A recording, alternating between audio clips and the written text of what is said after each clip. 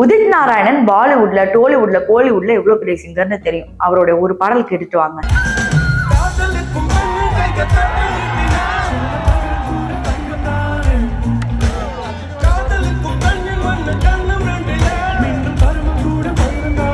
இந்த பாடல் என்ன கேக்குறீங்களே, அவருடைய குரல் மட்டும் தனித்துவமா தெரியும்.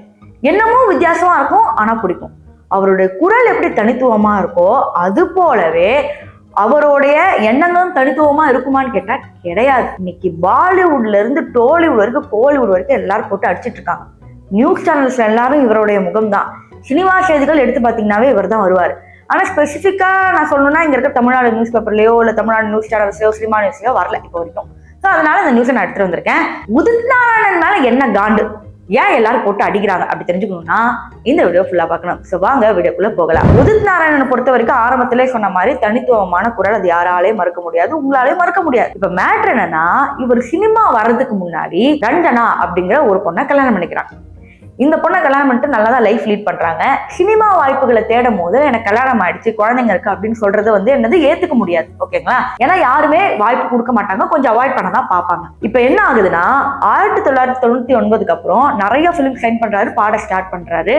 அதன் பிறகு மனைவின்னு வந்து அறிவிக்கலாம்ல, ஆனா நீ ரகசியமாவே இப்போதைக்கு சொல்ல வேண்டாம்னு அந்த பெண்ணை வந்து மறைச்சு வச்சு இவரு அதுக்கப்புறம் கல்யாணமே பண்ணிட்டாரு. யாரு இவங்களை கேட்டீங்களா? கிடையாது, இன்னொருத்தவங்களை கல்யாணம் பண்ணிக்கிறாங்க, இரண்டாவது திருமணமா. அதன் பிறகு இவங்க போலீஸ்ல கேஸ் கொடுத்து அந்த போலீஸ் கேஸும் எடுக்காம கோர்ட்ல கொடுத்து பெரிய விஷயமாகி போகும்போது இவர் என்ன தெரியுமா சொல்றாரு, இந்த பொண்ணை நான் கல்யாணம் பண்ணிக்கவே, இந்த பொண்ணை எனக்கு யாருன்னே தெரியாது அப்படின்னு கோர்ட்ல சொல்றாங்க. பிரஸ், மீடியா, எல்லா நியூஸ் சேனலும் பிளாஷ் ஆகுது. நம்ம ஆளுங்களும் சும்மா இருக்க மாட்டாங்கன்னா டைரக்டா யாரை திட்டுவாங்க? உதித் நாராயணனா? கிடையாது, நம்ம ரஞ்சனாவை தான் திட்டுறாங்க. திட்டி முடிச்ச பிறகு அவங்க போட்டோஸ் அது இதுன்னு சப்மிட் பண்ணும் போது தான் விஷயமே தெரியுது இவர் கல்யாணம் பண்ணிருக்காரு. அதுக்கப்புறம் வேற வழியே இல்லாம ஆமா இந்த பொண்ணை நான் கல்யாணம் பண்ணிக்கிட்டேன் அப்படின்னு எந்த ஒரு காரணமும் சொல்லாம ஒத்துக்கிட்டாரு. அதுக்கப்புறம் இப்ப அலமணி கொடுத்துட்டு இருக்கா, அந்த ஜீவானம்சம் சொல்லுவாங்க பாத்தீங்களா, மாசம் கொடுத்துட்டு இருக்காங்க. இப்போ இது பழைய நியூஸ் ஆச்சு. இப்ப என்னடி நடந்துச்சு அப்படின்னு கேட்டீங்கன்னா 2026 பிப்ரவரியில அவங்க வந்து ஒரு பிரஸ் மீட் கொடுத்துருக்காங்க. அதுல என்னன்னா, எனக்கு கல்யாணம் பண்ண புதுசுல எனக்கு கொஞ்சம் உடம்பு சரியில்லை, இவரு சினிமா வாய்ப்புகளை தேடிட்டு இருந்தாரு, சினிமாவில் உள்ளேயும் போயிட்டாரு. அப்ப என்ன பண்ணாருன்னா, எனக்கு உடம்பு சரியில்லை சொன்னோன்னா ஹாஸ்பிட்டலுக்கு கூட்டிட்டு போனாரு.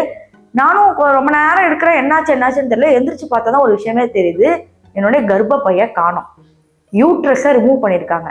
அதாவது எதுக்கு தெரியுமா ரிமூவ் பண்றாங்க? குழந்தை பெத்துக்க கூடாது. அது எதுக்குன்னு இன்னொன்னு கேட்டா இன்னும் ஆச்சரியமாவீங்க.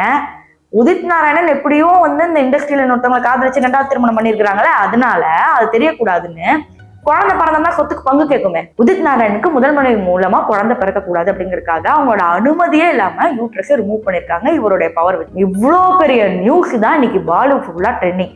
சொல்றேன், எனக்கே திருப்பி ஷாக் ஆகுது. அப்ப கேட்கறவங்களுக்கு எவ்வளவு ஷாக் ஆகும்.